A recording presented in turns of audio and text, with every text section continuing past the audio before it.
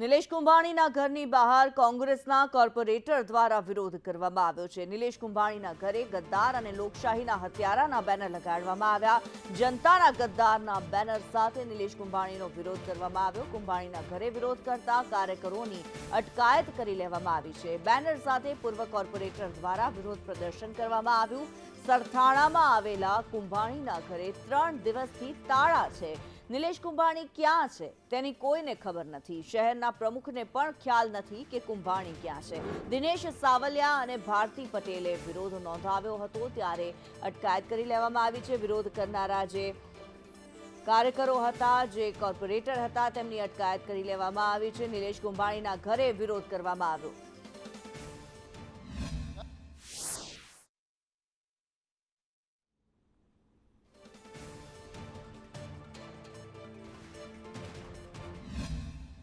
મારી દેવામાં આવ્યા છે કોંગ્રેસ દ્વારા। કોંગ્રેસના મહિલા પૂર્વ કોર્પોરેટર છે ભારતીબેન, શા માટે આ રીતના લખવાની ફરજ પડી તમને?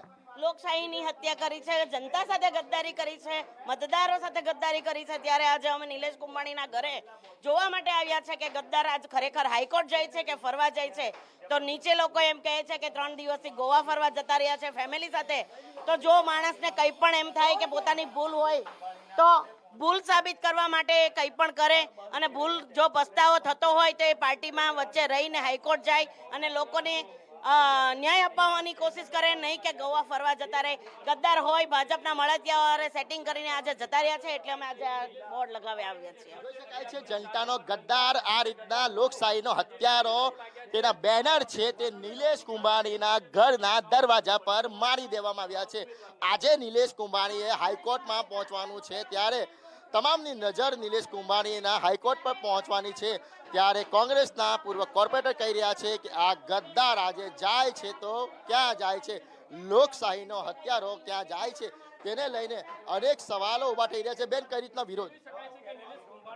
આ જનતાનો ગદ્દાર છે, લોકશાહીના હત્યારા છે, અને જ્યારે અમને એમ થાય છે કે સમાજના ગદ્દાર છે। એટલે શું કહેશો, નિલેશ કુંભાણી કઈ રીતના ગદ્દાર છે?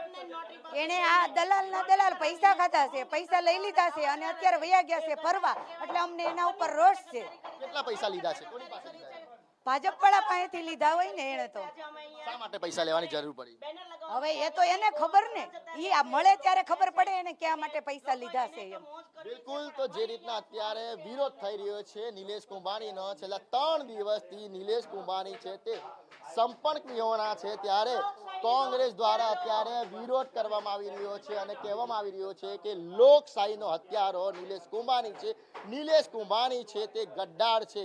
સમાજમાં કઈ રીતના મોં લઈને સુરત આવશે તેવા અનેક સવાલો જવાબ લઈને આજે કોંગ્રેસના પૂર્વ કોર્પોરેટર છે તે અત્યારે આવી પહોંચ્યા છે, અને આ પ્રમાણે તેમના ઘરના દરવાજા પર બેનર મારી દેવામાં આવ્યા છે કે નિલેશ કુંભાણી ગદ્દાર છે।